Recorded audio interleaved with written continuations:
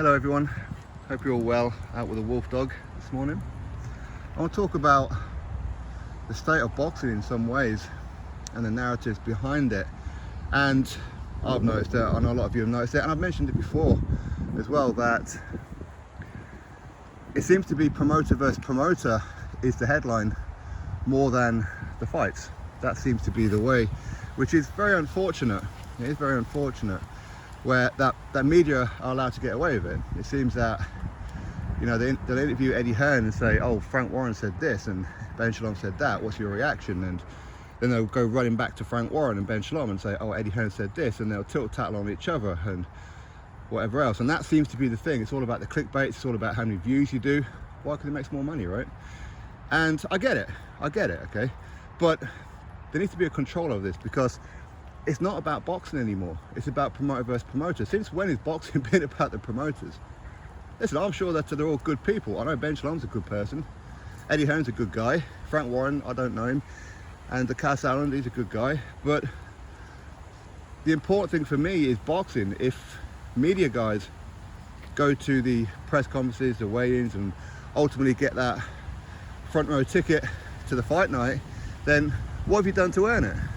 Because it seems that some of these platforms, and again, I am talking about IFL specifically, Boxing Social, and Talksport as well in some ways, is that it seems to be about, they'll go there, they want their free ringside ticket, they want free reign backstage to do interviews and get all kinds of footage, but yet they're not actually there to talk about the fight nights. They're not interested in the fight nights, they're there to get the reaction from the promoters about what another promoter said. Now, I'm not saying you don't ask Eddie Hearn, Ben Shalom, Frank Warren, Cass Allen and whoever about another promoter if they're trying to make another fight. If one of them says, okay, we're going to try and make this particular fight and whatever, okay, that's cool, because it's about boxing. But there seems to be a slag off, and that seems to be what it is. Frank Smith is getting in on it and whatever else, and I don't get it. I don't get it. It's almost like if you're Matchroom at the minute and you want to, rather than just put on good fight nights and let your work do the talking for you, you have to go that extra mile and say and say that Ben Shalom is incompetent. He don't know what he's doing. Frank Warren is a small hall promoter, and it's daft. Then you got Frank Warren biting back and calling him, saying that well, now who owns Saudi? And it's a pissing contest, is what it is, and I don't particularly like it. Don't be wrong, it's entertaining at times. It is. Okay, and I get why they all do it. It's a case of, if you put down the other promoter, then maybe there'll be people around who believes it. All right, but I mean, listen, if I'm media, as in if I'm in charge of the media at, say, JJ is a boxer, or Dan Barnard is at Matchroom, or Phil Kirkbride is at Wasserman, or Matt is at Queensbury, and anybody else, I'll be monitoring stuff. Like, okay, so you want a media pass, a credential for fight night, but what have you done to earn it? Because you may well have interviewed Eddie Hearn, for example, and spoke about the fight night for the whole of 1.5 minutes, but your other 18 minutes worth is all about what Ben Shalom said, what Frank Warren said. So what have you really done? And that's kind of like my thing, which is that if you want these media passes, then you have to earn it. And again, on fight night, there's too much mooching around from media as well. There's too much of it. There's too many media go there and don't actually do anything. You know, they'll do one interview, maybe two, and then that'll be about it. Honestly, if I'm these fellas and I'm giving out media passes, I'm like, okay, so what did you do to earn the next show? What did you do? How many fighters did you interview? Again, you see, you've got like on these shows, and it seems to be the only ones who get it, is that you'll have, say, IFL have like 2, sometimes 3 of their guys at the shows running around, but you're only allowed 1 from any other platform, exception Talksport. Of course, Talksport, they do like their live commentary, of course that's different, but that's what I would be looking at. I would be, because it's not right.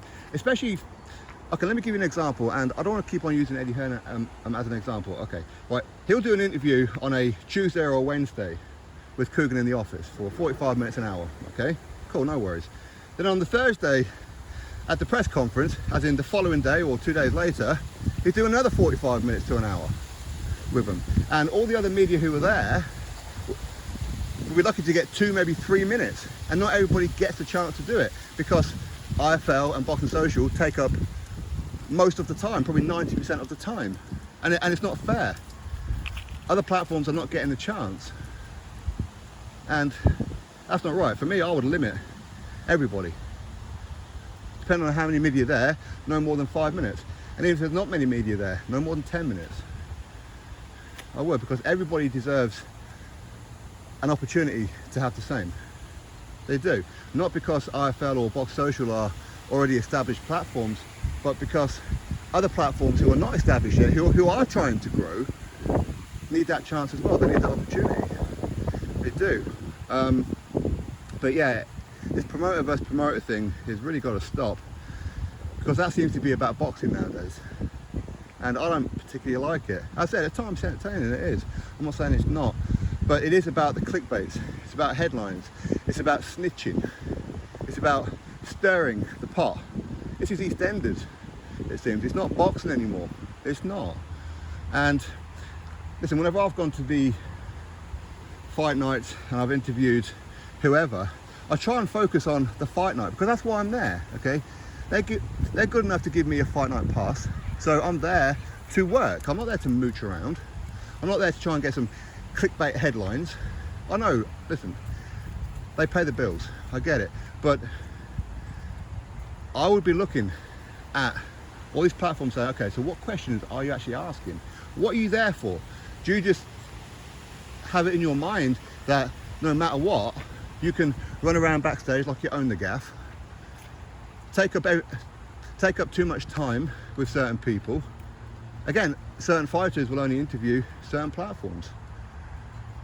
Like, they don't do like a one-on-one with IFL or Talksport or something. But yeah, everybody else has got to have a media hustle. As in, everybody groups together and they can like pot shot questions as and when they can. It's not right, is what I'm saying. And I know boxing isn't a fair business, it's not. But there are ways around to fix it, there are. And I'm not there to be a dictator, not at all, okay? I'm not saying that do this or else.